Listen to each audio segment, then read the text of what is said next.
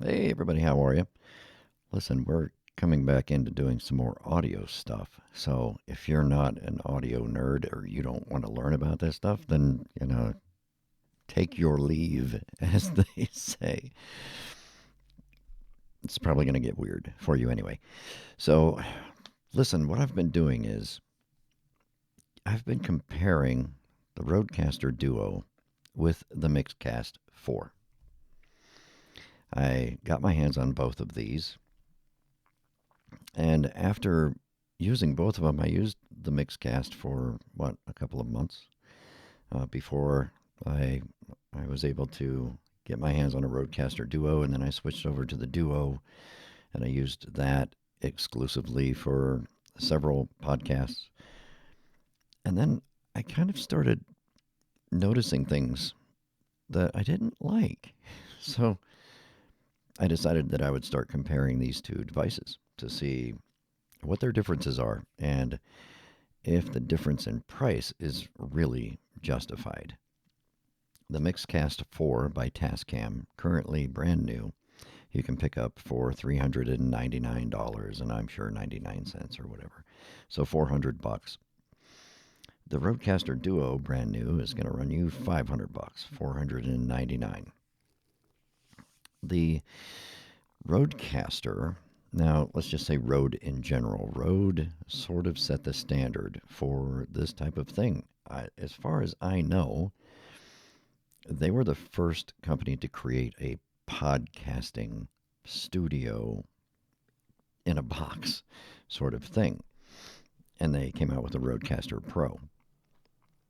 And then they came out with the Rodecaster Pro 2, which was just an updated version of the Rodecaster Pro. And then they came out with the Rodecaster Duo, which is the same as the Rodecaster Pro 2, except it only has two microphone inputs. So you have fewer faders, you have fewer microphone inputs. So it's considerably smaller and takes up less space, but it has all of the same preamps and processing and everything else that the Procaster Pro 2 has. It has all of that, and you can do all of the same things with it. It's just a smaller interface, and it has fewer inputs. And it's really just for somebody who, if it's just you, kind of like me, if it's just me doing the podcast, or if I want to have one other person or whatever sit in here with me and I can mic them up, then that's fine. So it was kind of created for people who don't really need four microphone inputs because not everybody's doing a four-person podcast. Most people aren't. So I started thinking about some issues and digging down into the Rodecaster Duo deeply, going into the settings and changing things. And the first thing that I noticed was that I could play around with the presets, the microphone presets.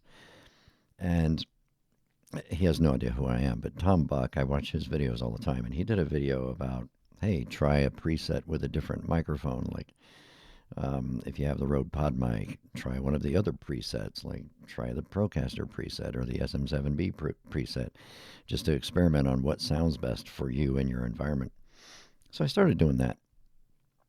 And I did kind of notice that some of the other presets sounded better than the preset that they created for that specific microphone, which I found weird. But if you put the microphone on the generic dynamic setting that's not a preset, it sounds better. I don't understand how audio engineers sat down and said, this microphone needs this kind of processing to make it sound awesome. And they put together a preset that actually makes the microphone sound worse. I don't understand it. But there is there is a change to the audio just in the generic dynamic microphone preset. I can hear it, and it's when you compare one device to another, you can tell the Rodecaster is doing something to the preamp when it's just set on the generic dynamic microphone. And I think the Mixcast 4 does the same thing. I just don't know what it might be. But I kind of run into the same situation with the Mixcast 4. Things tend to sound better if you're just on the basic setting of a dynamic or a condenser microphone. Letting the natural flavor of the microphone come through. And that's kind of what I enjoy. So it might have something to do with me enjoying the audio and the differences between types of microphones and different microphone manufacturers. I like that. So I sought out, like, for instance, the microphone that I'm using right now. I bought that microphone because I liked the way it sounded on the examples that I heard. So I intentionally pursued this microphone, and it's become my podcasting microphone. But if you process it too much, it can start to sound weird. And the one thing that I noticed about the processing on both the Rodecaster and the Mixcast 4 is everything becomes way more sibilant whenever you activate the processing. And to me, it just makes it sound bad. I don't know what it is. And they boost up the gain with compression and all sorts of things. So if you have your microphone and your gain staging and everything set, and you're recording in Audacity or in OBS or whatever you're using, and then you just tap the screen to turn on the processing, now you're 10 decibels louder because they've cranked everything up, and now the gain is summing, as they say in the audio engineering world, where it gets added together with each process that's adding any type of gain. It all adds together, and then it winds up like now I'm clipping the audio. So you you really have to set it, use your processing, whatever you're going to do, and then set your audio levels to be appropriate for that setting, and then you can't change them. So if you're going to start changing things around, now you're kind of committing to doing post-processing on your audio, because your audio levels are just going to change. They're going to be all over the place. Every time you change the preset, it's going to be different. So that was something that I noticed on both machines. The second thing I noticed was that, well, no, I take that back. That probably was the second thing that I noticed. Now that I think about it, the first thing I noticed was the headphone outputs on these two things. The Rodecaster's headphone outputs, not good. I don't like them. They're not like noisy. They don't have like a high hiss or anything like that in them, where it's going to sound like crap. It sounds okay, but they aren't very powerful. And when I say it sounds okay, I mean just okay. It doesn't sound great, but they aren't powerful. I have to crank them up a lot in order to hear what's going on in the production that's happening. The Mixcast 4, the headphone outputs on that are way more powerful. They have a better sound quality. They're cleaner, and they're louder. So where I might have to turn the volume knob on the Rodecaster to 7, I only have to put the Mixcast on 3. That's how big the difference is. And I don't know if it might just be mine. It might be the one that I got my hands on. So there's other variables, and let's talk about that for a minute. No two things are identical. It doesn't matter what they are. None of them can be identical. It doesn't matter if they were manufactured at the same time on the same machine by the same robot using the same components. There's going to be a variation in those two things. It can be as microscopic as, is the diameter of this wire the same as the one in there? Because the manufacturer of the wire, they can't keep it perfectly consistent with the thickness of the wire, or the thickness of the shielding on that wire, or the soldering. And you can't control those to the point where they're going to be identical. There's going to be differences and variations no matter what you're doing. And it can get all the way down to the microscopic level where each component you use while you're building this machine has to be identical. They have to literally be identical in order for the finished product to be identical. It could come down to the thickness in the plastic wall of the box that it's in. The housing might be different one machine to another. Well, if the box is part of the acoustics of the device, they are not going to be the same. They're just not. So if you think about it like a drum, you have the head of the drum, and for those who are not into music, it's the thing that people beat on with the sticks. Those can be tightened and loosened. They have adjustments on them that you can, the musician can adjust them. Well, you can have two of them that are very similar, and it won't matter what you can do. There's going to be a variation in the sound between those two drums. It doesn't matter what you do, because there's no way that you can actually get the tension on the drum the same from one to the other. And there's just absolutely no way that the thickness of the head on this drum can perfectly match the other one. And the tubes and stuff, and the bodies of the drums, and there's just no way. So if you take two SM57 microphones and put them side by side and analyze them, they're a little bit different. The frequency response is going to be different, the highs and lows. So I don't know if it's every Rodecaster Duo. I don't know. It may not be. The one that I have may have come from a bad day. At the factory. Maybe it just wasn't a great day for them there. And somebody messed something up when they were playing around with the headphone outputs, and it just didn't turn out that great.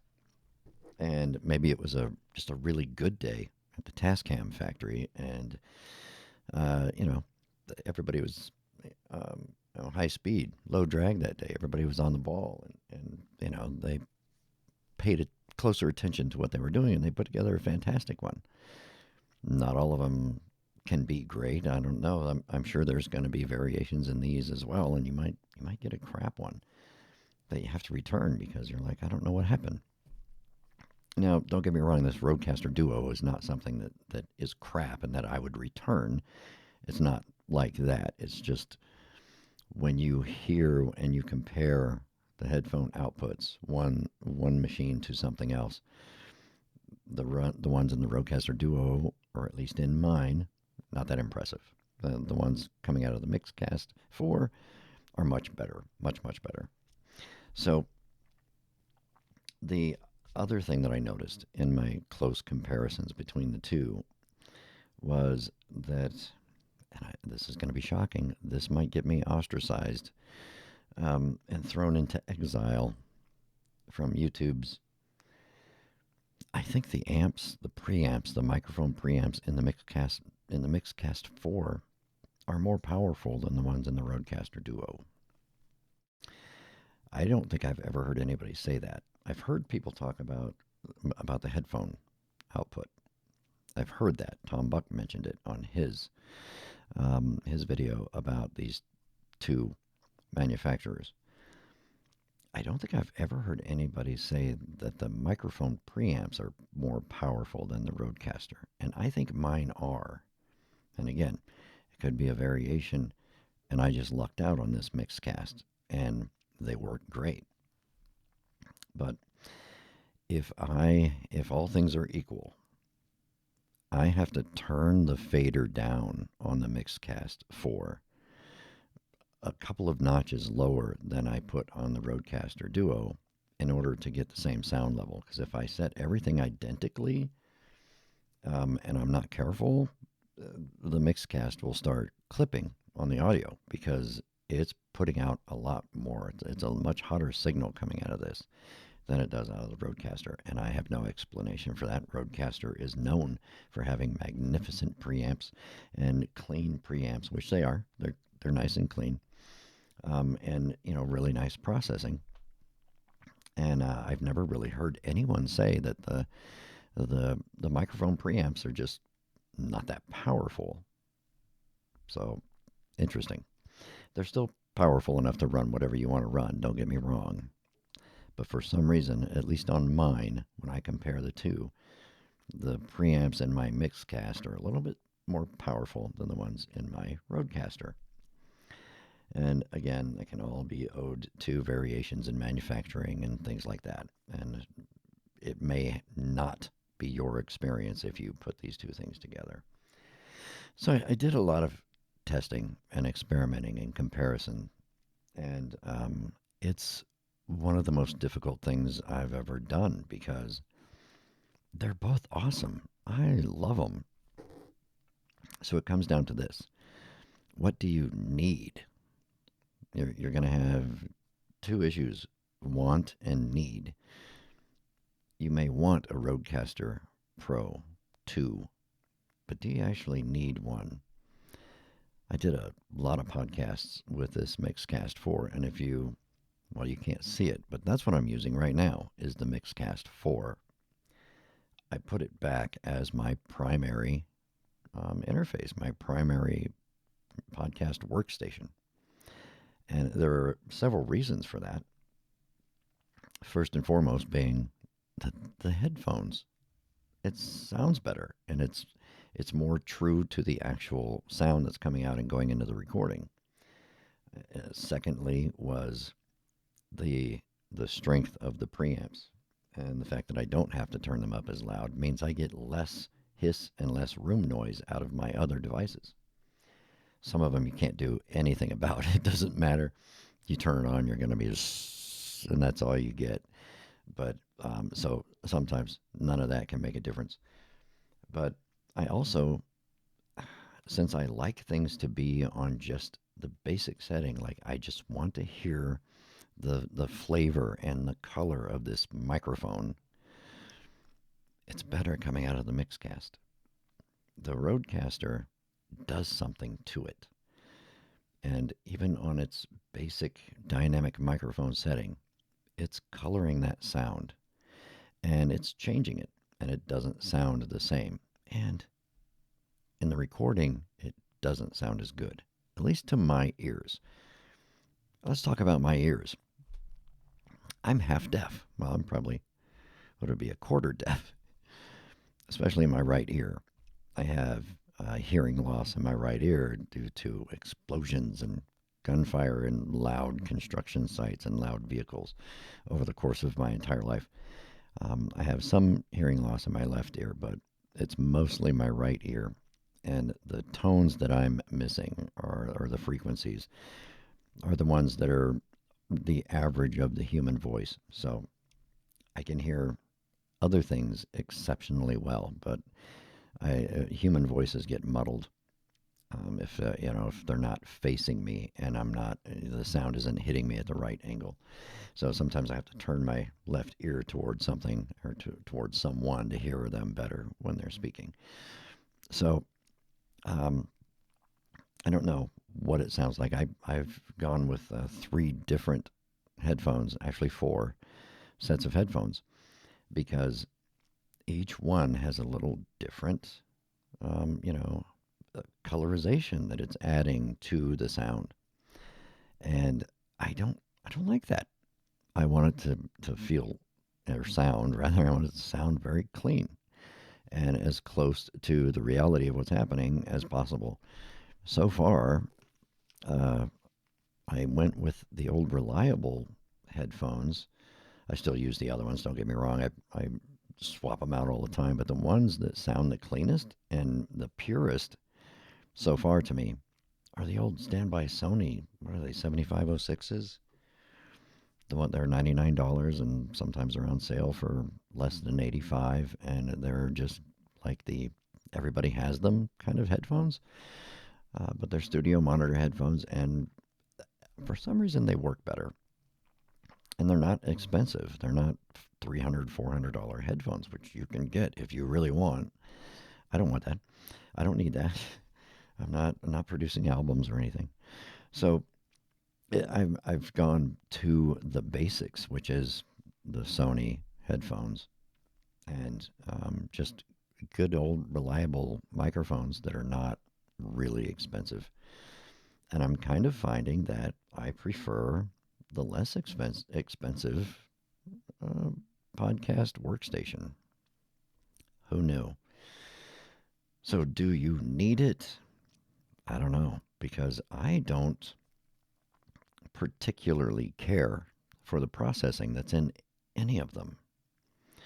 Yes, if you're having problems with your room, you can do the noise gate, noise reduction things inside both of these. Can be a huge help.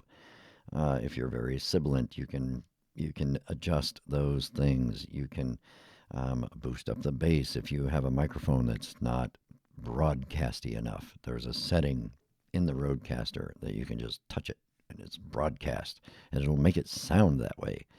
So you sound like a radio announcer.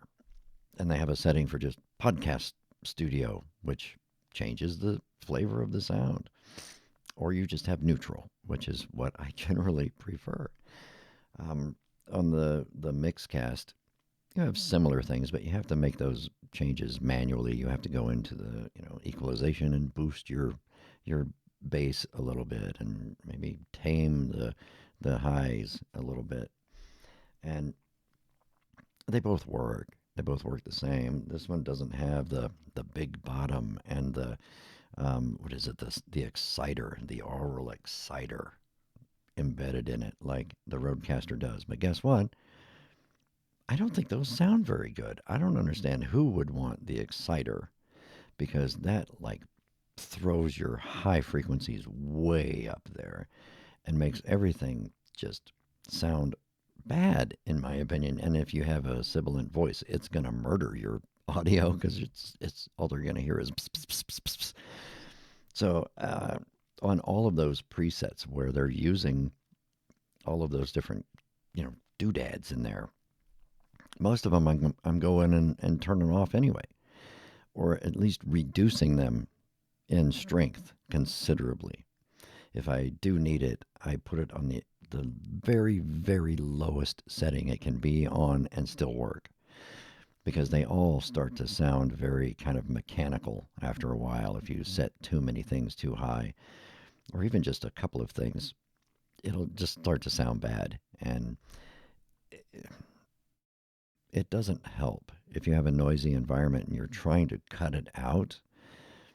It can actually just sound worse than just saying, you know what, I'm in a noisy room right now. You're just going to have to deal with the sound of the fan in the background. I'm going to do everything I can, but I'm not going to turn that noise gate on so that it cuts off in between my sentences, because then it's going to sound really bad. So it's very difficult for me to figure it out, to figure out which one is actually best. And I don't know if there is a best. I think they both have some. They both have benefits, and they both have, negatives in how they do things, and they do things differently. And the Rodecaster certainly does let you get deeper into the weeds, into changing the processing on each microphone. There are a lot more options in there. But what I have found for me, for my hearing, for my voice, for my microphones, I don't use it anyway. And when it is turned on in a preset, I have to turn it off because it's ruining the audio for me. I don't have to do that with the Mixcast because it doesn't start out with processing running.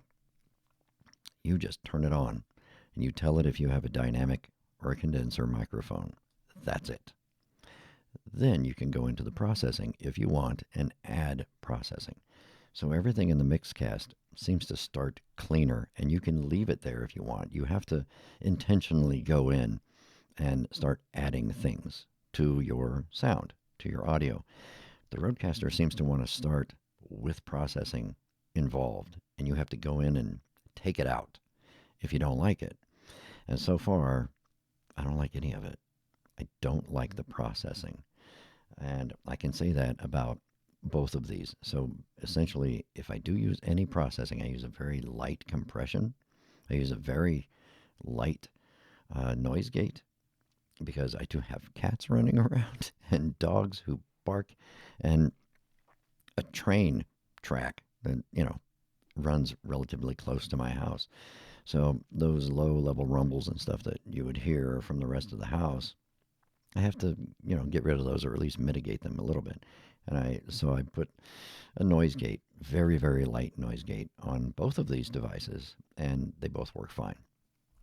You can also do that in your software. So you don't have to use it. And this is another thing that's probably going to piss a whole bunch of people off who are really, really into very expensive gear. The noise gate settings in OBS, which is the free video and audio editing software that I'm using right now to film this. Is it still called filming? I don't know. To produce this, has better noise gate control in it than either one of these machines. You can make it sound more natural using the standard OBS noise gate than you can coming out of either one of these machines. I don't know why. I don't know who engineered that. I don't know who programmed that or designed it, but they did a better job than both of the designs inside of these machines. And you may not even notice it. And that's the thing. I'm listening to it continuously for hours while I'm practicing or while I'm doing sound checks and trying to figure out different things that I might need to do. And every time I get a new microphone that I want to try, I have to do it all over again. I have to change it all so that you can get just the right mixture of stuff. And so far, the Rodecaster, it's a great microphone. That's all there is to it. It's just a great microphone, and I don't put any processing on it whatsoever because I think it sounds better without it. I do put a pop filter on there, and that is for two things. Number one, I like to talk close to the microphone, and it'll pick up the plosives and things like that. So I need protection from that because I'm animated. I move around a lot, which makes it difficult when I go into the more of the sound booth thing because you have to, if you want it to be nice, you have to have the same distance from the microphone the whole time and be at the same angle. And it's really hard for me. I have to do it in short spurts because I cannot sit still for that long or stand still. But the other reason why is this foam seems to be at a very close match for that high-pitched electronic interference that I get in my house from an electrical circuit in my house. And if you've paid attention to anything else that we've done, you've heard me talk about it. It's actually I thought it was 7,600 hertz, but it's actually at 7,580 precisely. So you can put a notch filter on things. You can put a notch filter on OBS. You can, if you're just doing audio and you're doing it in Audacity, you can add a notch filter to just take that frequency out in your recording. And that helps a great deal. But another thing that I discovered by accident was that this pop filter is actually made for the Rode Pod mic. But it fits on the Procaster. And it blocks that frequency almost entirely on this microphone. It's weird. so it stays on there most of the time. And if it's one of those days where that sound is not that prevalent in the house, I can take it off. So that's why sometimes you'll see me using this without that on there. And that's those days when that whatever is causing that, it will be a lot lower, and it won't get picked up as much. So what I did, I kind of as a final experiment, is I used the same microphone, which I made a mistake on because I used the Rode Pod mic. Not that it's a terrible microphone. It's not. It's okay. But my voice is incredibly sibilant in that microphone, and it's bad. So it's like every S comes out like I'm whistling in there. But I used that, and I arranged it. I had the microphone and the boom arm sitting in a specific place at a specific angle, and I did all of the recordings with all of the same identical equipment. Same microphone, same mic cable, same boom arm off the same desk in the same location. And even the recorder, the Mixcast or the Rodecaster, in the same position in the room, and me sitting in the same position at the desk, and so on and so forth, to make it as fair a comparison as possible.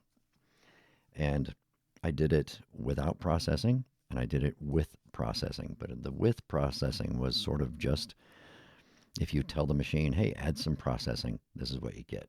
The base settings when you turn on processing, which I will say, the Rodecaster, you can set all of those different things: a noise gate, a compressor, an exciter, the big bottom, or whatever you want to do. And then there's one button that you can press that says processing. You can press it and turn them all off, or press it and turn them all on. On the Mixcast, you have like sections. So you might have to do that on 3 different screens where you can turn on and off the processing, but that is only going to affect the things that are on that screen, like the big bottom and the oral exciter, for instance. You just turn that off, or the noise gate and the compression.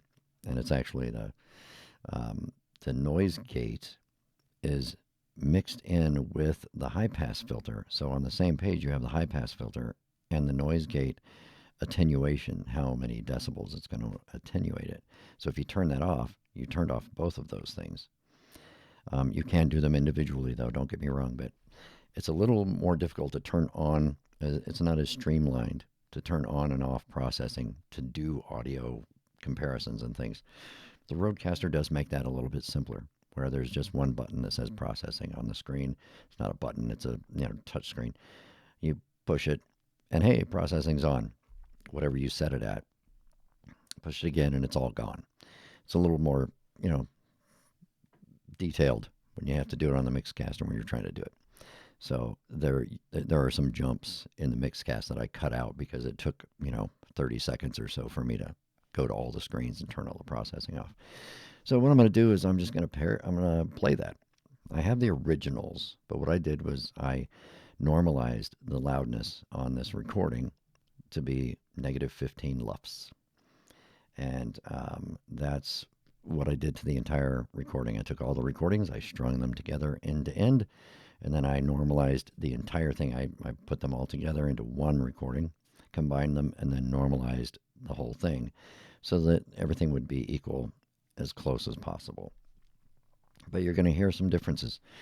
And in the end, some of them are not good. And some of them are pretty good.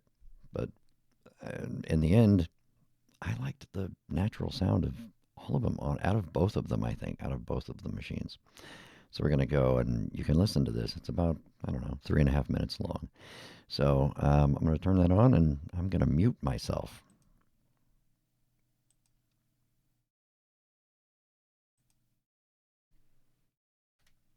Okay, right now I have the Rode Pod mic connected to the Rodecaster Duo on channel 1, set to the generic dynamic microphone setting with absolutely no processing running whatsoever, as far as I can tell. I think I turned it all off. I have the gain set at 35 decibels, and the fader is set to unity currently. So we're going to check the noise floor now.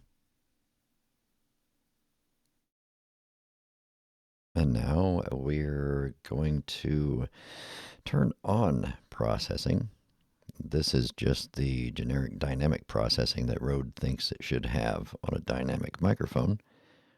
And there it is. Nothing changed on the gain, but I turned on the processing for the dynamic microphone. So this is the Rode Pod mic with processing through the Rodecaster Duo. And this is back to the Rode Pod mic without processing on the Rodecaster Duo. Now, just for the sake of breaking these two recordings up between the Rodecaster and the Mixcast, this is the Rode Procaster running through the Mixcast 4. I currently have all processing turned off, but I did set the gain at the same level as the other microphones were set, the other examples, at 35. According to the settings on the machine, it would prefer that the gain be set higher, but I'm setting it lower so that we can get a cleaner recording. If I crank this thing up to where it thinks it should be, and try to put the fader at unity, it just blows Audacity away. It's far too loud and it just clips and distorts. So I have to reduce the gain in order to get a clean recording. What I'm going to do afterward is I'm going to go back and normalize these recordings to the same level so that they have the same volume throughout, and you can just pick out the sound quality between the different settings. Now, back to the other recordings. Now we have the Rode PodMic connected to the Mixcast 4. The gain is set at 35 decibels, the same as it was set on the Rodecaster Duo. The microphone and everything is in the same position, and it's the same equipment that was used in previous tests with the Rodecaster. The only difference being the Rodecaster was swapped out for the Mixcast 4. So this is what it sounds like with just the generic dynamic microphone settings. There is no processing running whatsoever. And now I'm going to turn on processing. And these are all set to the default settings, just like the Rodecaster presets were. So I'm going to turn on the processing, but it's all going to be at the presets without me tweaking or adjusting anything for my specific needs. Okay, now this is what the PodMic sounds like in the Mixcast 4 with all processing running. And wow, that de-esser is very, very aggressive. Let me make some adjustments to that. Let's go up here. How's that? Is that a little bit better? At least you can hear my S's now. So this is what the PodMic sounds like. Same distance, same position, same everything, just with the processing running. And I suspect that the sound suppression, the noise suppression is very, very aggressive. At least that's what it sounds like in my headphones. So that's what that is. And now we're back to the generic dynamic microphone settings for the Rode PodMic running through the Mixcast 4.